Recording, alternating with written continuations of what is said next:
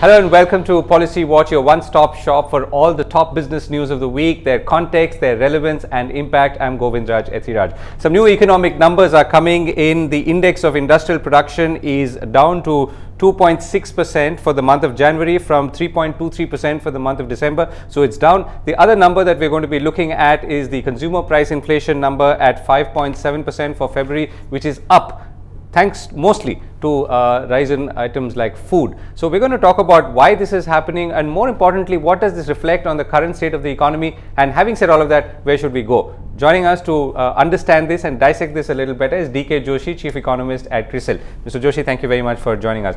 So, we came out of the budget, we had an interest rate cut, things were looking somewhat okay, but now we're again seeing a fresh round of numbers which don't really inspire confidence, do they? Well, I think things are on the mend, but at a very slow speed. I think where you really see improvement is current account deficit lower. Inflation, compare it to what was in last 5 years, it's still very much within the comfort zone. But I think the IIP data that was released and also the inflation data, I think what I pick out of that is IIP has a lot of noise in it. I mean, it's difficult to pick out signals. But what is very clear is you're going to see improvement in industrial growth compared to last year, but the improvement is very mild and over a negative growth last year, so it's not being felt. Okay. I think within IIP, the consumer goods segment is very weak, and which means that people are not opening their purse strings despite being more confident and despite the fact that consumer confidence has gone up. As far as inflation is concerned, I think this is more of a result of food prices. The core inflation, which measures demand pressure in the economy, has actually gone down. So it is, I think, from a central bank perspective, this is not an area of too much concern. But yeah, I think within food, the vegetables have been highly volatile, and I think this is what spiked the 13% more specifically. So let's look at index of industrial production a little more closely. So if we were to break it down now, if we look at the types of manufacturing, we look at, let's say, something like radio, TV and communications, which was down 50%. So what can we take away from each of these sub-segments? Well, these are, I would read them as noise, but I think part of the telephone instrument was because of the Nokia factory, which is still getting reflected because it is out. But I think overall, I think I would always take the IIP data with a pinch of salt, because one, its base is still 2004-5. It needs to be updated, and data collection tells you that, I think, and revisions thereof on the previous data tell you that the reliability is low. Right. So December was revised from 1.7 to 3.23%. That's right. What does that mean? But when something gets revised so dramatically? Well, I think what it means is that the first round of information that you got was insufficient, and I think when more information became available, you came to know that actually the speed was much faster than what you estimated earlier. So it is basically a gap in data collection. I think you need to, the first estimates need to be. So you're saying that there's a mild recovery, which is what.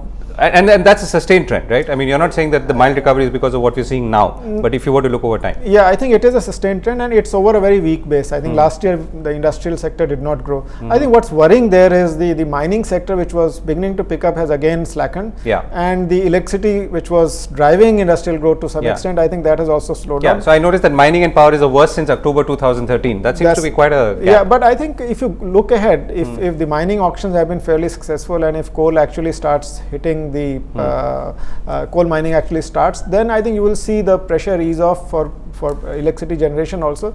So it could, I think my sense is that these two segments will again move up. My more worry is on the manufacturing side. Right. Okay. So let's talk about consumer demand. Why is that not showing any change? So I mean, and why is there a difference between what we are measuring in terms of consumer confidence and what consumers are actually doing? Well, consumers are confident because of the economic environment. I mean, because I think there is a hope that things will improve. I think all that makes a consumer confident, and consumer is more confident about future than about the current situation. I think that's what the RBI survey also shows. I think now why it is not getting reflected is because his incomes are not rising. I mean, the nominal GDP growth in 2015-16 is expected to be the same as it was last year, and I think some kick to consumption will come from the fact that the fuel prices are lower, so there will be some savings to the consumers, and also because food inflation is not as high as it used to be. Right. So if your income is rising at the same rate as last year, but your food inflation is lower, then you will have some additional money left out of it. So another question, in many economies, in the Western economies, seems to be a direct correlation between falling energy prices and increase in consumption. or at least consumption in terms of money in the hands of the consumer. Do we see similar trends in India as well? No, not so much. I mean, it will affect a few pockets. I mean, but in US particularly, I think it is a big factor because everybody drives. I think so. The penetration of automobiles is much higher there. So people immediately see the difference, and the gas prices very quickly reflect on the. In India also they reflect, but in India the penetration of automobiles is So given that the recovery is mild, although sustained, given the fact that we are seeing concern areas like mining and power, consumer durables, and so on, what needs to be done now? Well, I think what needs to be done is you have to ensure that inflation doesn't go out of hand. I think that is one. Second, I think the what has been announced in the budget, that they'll focus on investment, particularly I think railways and roads. I think they should make sure that these go through, because in the last 3 years, whatever has been announced in the budget, I think it has been cut back. I think this is going to be a source of some pickup in manufacturing sector. If railways go up through backward and forward linkages, I think you will see some manufacturing activity also picking up. Mining, again, I think I'm hopeful that it will pick up, and mining picking up will be good for commercial. So mining is one, and you're saying that it's interesting. You're not talking about private investment, but you're talking about public investment. Yeah, I think reason is that it is now well understood that the private sector is not going to take the lead, and because I think their capacity utilization is low, and it's lower than and the next 2 years also is going to be lower than the average of last 5 years. So there is excess capacity in the system, and they will, unless they feel the need for new capacities, they will not come forward. So and the heavy lifting will have to be done by the public sector, and in recognition of that, the budget programmed public investment increase in whatever way they could. I mean, there's not much space with the government also, because they have to keep the deficit. So assuming that the investment, whether public or private, and you're saying it's more public rather than private, is going to take a while, and this is more like a medium to long term measure, what are the short term measures if needed? Short term, I think you can't do much, because short term steroid is only either you cut rates very sharply, and we've seen that was my question. Yeah, rates have been cut, but they have not been transmitted, and there's not much scope for the rate cut. Maybe we believe another 50 basis point, because I think central bank is eventually targeting 4% inflation from from 2016 onwards. So, and then on the fiscal front, I think you've already stretched your fiscal target. I mean, from 3.6%, which was promised earlier, you've gone to 3.9, and you don't have the leeway to push the demand through fiscal spending. So I think there's not much scope for pushing demand, and global environment is weak. I mean, it's getting reflected in exports. So you'll have to live with a gradual recovery, and the structural measures that are being taken and have been talked about in the budget are all good for the medium run. Immediately they can't fire growth. Give me an example. I think even let's say bankruptcy law, or you say the PPP framework for where government does more risk sharing, or a plug and play system where private sector is given all the clearances are in place and they just come in. I think all these things are very good for the medium run. Even the implementation of GST is going to help eventually, and also the corporate tax reduction, which they are saying over time. I think they are all going to be efficiency enhancing, but not immediately this year. Right. So a last question in a way. So you did touch upon or refer to the global environment, which is not looking so strong, particularly for export demand. Are there any concerns or red flags there, or could there also be sort of windows of opportunity for India as an economy? Well, I think India definitely is a bright spot, because the world is not doing well. I mean, in BRICS, it is the fastest growing economy, and among emerging markets, its resilience is higher because the growth is picking up, and also because your current account deficit is low. So India is looking good from a perspective of attracting capital. But I think, having said that, the risk areas are, one is Federal Reserve raising its interest rates. As and when it happens, I think it will cause some tremor, and it will it will impact capital flow into India as well. But eventually, I think India stands a good chance of recovering, because it's as I said, it's a bright spot in the emerging markets.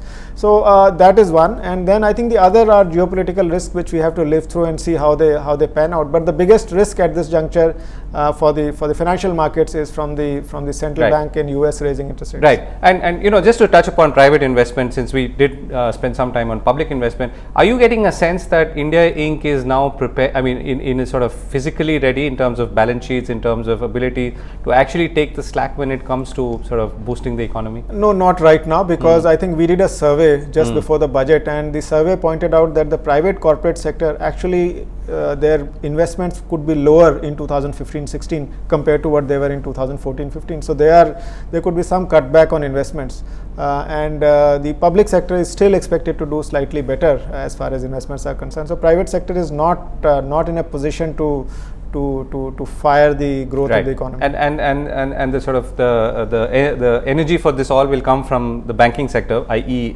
Capital. Do you see that changing? I mean, in banks are still risk averse because I think because their NPAs are high, and what government tried to do in the budget was they're talking of double leverage, etc., create an investment fund, and also I think what is positive is maybe some money will be raised through bond markets, etc.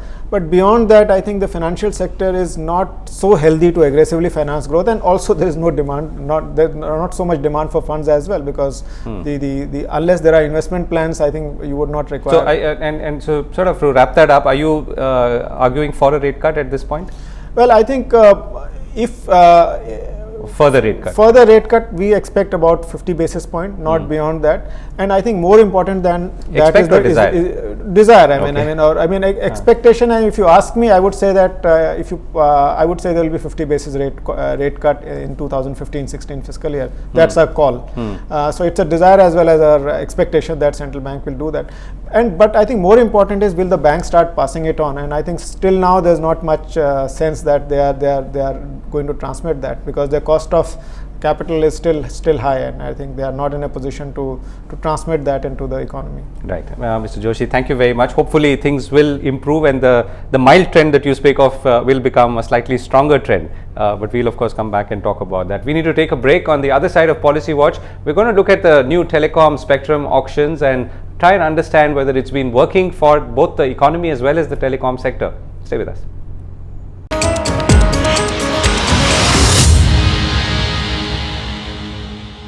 Welcome back to Policy Watch. Bids at the ongoing telecom auction have now crossed the 100,000 crore mark. What this means is that companies are quite fervently bidding for telecom spectrum, which will allow them obviously to expand and offer more services to the consumers. What does this eventually mean to consumers, which is you, and the price that you pay for the services that you subscribe for? And more importantly, can the companies who are paying all these high prices afford to sustain it at the longer term? So that's a question we are asking to Sanjay Chawla, senior analyst at investment banking firm JM Financial. Sanjay, thank you very much for speaking with us. Here. So first question, Sanjay, a lot of money has been collected, right? So obviously this suggests that telecom companies are keen to grab that spectrum in order to obviously offer the services.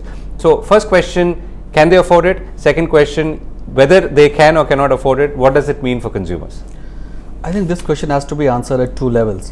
One is, can they afford to lose spectrum? Okay. I think the answer is no. Yeah. Clearly, a lot of the spectrum, which is being auctioned, is actually in use spectrum. Correct. That's a very unique phenomena which is happening in India, that companies which have been using the spectrum for 20 years, the same spectrum is actually being put into the auction kitty, and they have to win it back to continue doing operating their networks. So let me ask that quick question. Actually, that struck me too. So suppose, let's say I am company A, or maybe let's say Bharti Airtel, Vodafone or Reliance, and I have a certain amount of spectrum with which I am giving people like you and others services, and if I lose that spectrum somehow in an auction, what happens? So a lot of the big companies have already kind of taken insurance, by buying some additional spectrum, which happened last year, because they could foresee that this thing is coming next year. So they spend a lot of money in building a spectrum bank in case they were to lose this particular spectrum, which is the prime spectrum they've been using for 20 years to provide basic voice services, basic voice telephony. If they were to lose that, then they have some fallback available. But yes, there are certain pockets, there are certain service areas where that fallback is not available. And therefore, those operators who are running those networks, they are in a must-win situation. So that's where I said, some of these operators cannot afford to lose it at all, at that level, that you'll have to shut down your business because you don't have a fallback spectrum band And is available. that a geographic thing, or is it something national? I mean, suppose I lose some spectrum, will I lose it nationally? Will it affect operations in some circles, or how does it work? Yeah, so the way India has allocated spectrum is service area wise, which are mostly coterminous with the state boundaries. So there's no concept of a pan-India kind of a spectrum which is allocated, like what happens in the US. If you get spectrum here, you get spectrum everywhere. But in India, it's circle wise. So yeah, it's if you're not able to win back the spectrum in a particular circle, then in that circle, if you do not have a fallback, you'll have to shut down the service. And could that happen to some of the operators? Well, The way auction is, so now we are into the day 9th of the auction, and there are certain pockets for certain operators where that risk has been there. But the way we see it, that risk is highest for, let's say, a smaller operator like Reliance Communication. Other operators have been facing this risk, in bits and pieces here and there. But I think given the amount of money that they have at their disposal or they are willing to spend for competitive reasons, I think they should be able to retain their spectrum by and large.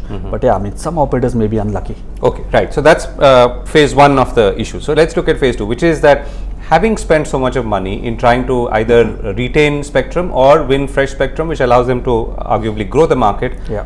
What kind of strain does this place on their balance sheets, on them as companies? So, it is the spectrum auctions which have actually led to a lot of debt creation on the balance sheet of the companies. And we had the first big bang auction back in 2010.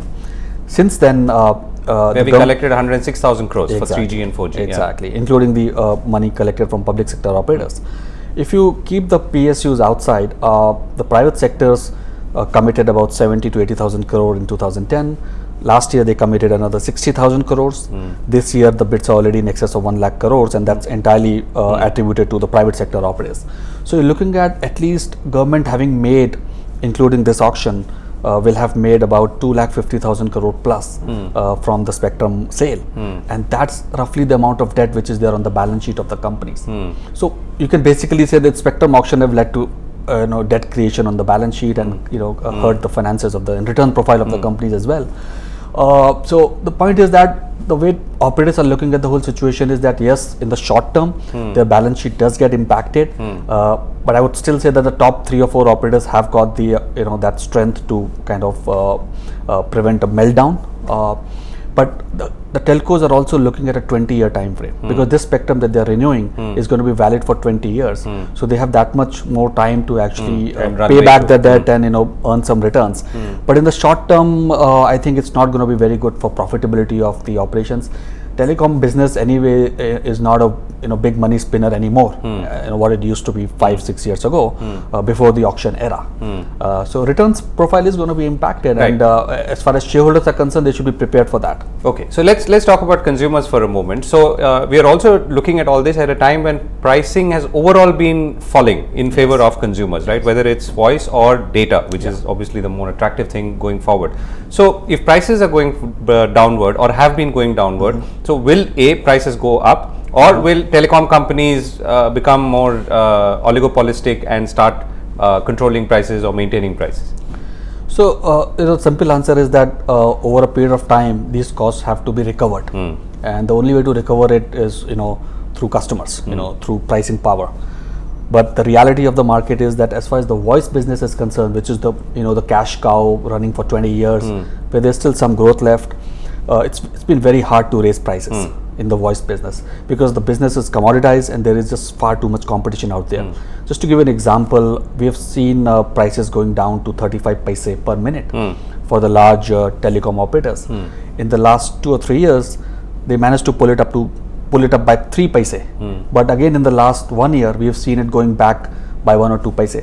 So in the last 3 years, they've just managed to increase the voice prices on an average by 1 to 2 paise. So it's very hard to raise prices in the voice business, and I think there the competition is the key determinant.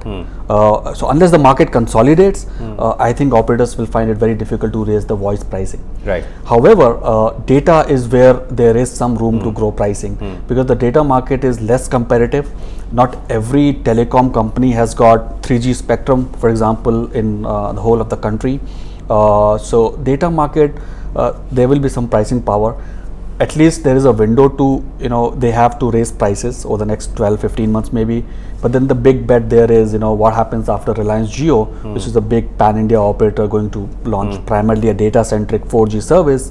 What are they going to do? So there will be competition in the data market as well. So I don't think if there is any price rise, I don't think that will be sustainable. Eventually the pricing curve is headed down. So the only way you can make money is you can hope for better volume growth. People consuming more and more data, consuming more and more voice, and your operating expenses being in check. Right. So if I were to sort of stick to the outlook for the consumer, you're saying that because there is even more competition around the horizon, chances are that prices will either remain stable or even come down further, particularly for data, which normally costs higher than voice. Exactly. So we may have a short-term uptick in data prices for 6 to 9 months, but I don't think that's going to last. If you have got 4 big, well-funded pan-India players, that's enough to give you a lot of competition.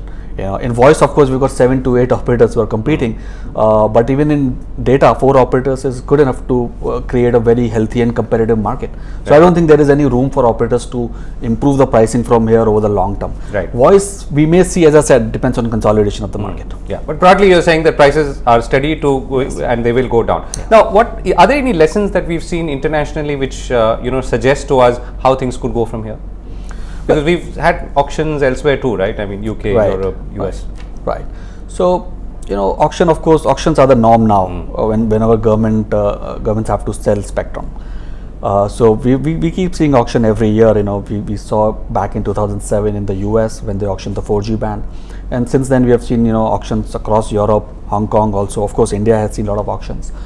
But the difference is that if you look at the auction reserve prices and also the discovered prices in India, particularly for these prime bands, 900 megahertz kind of bands, the pricing is 5 to 10 times higher. Even if you adjust it for population and for the purchasing power of the economy.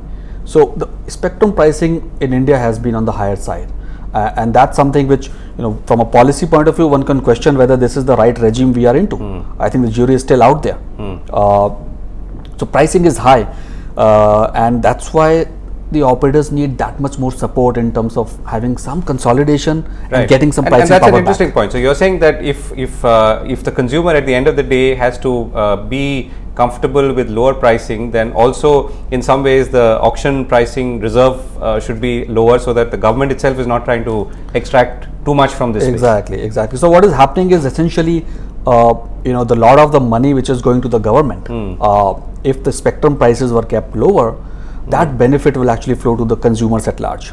But given the situation we are stuck in, that may not happen. Having said that, so why are reserve prices so high? I mean, what's the thinking?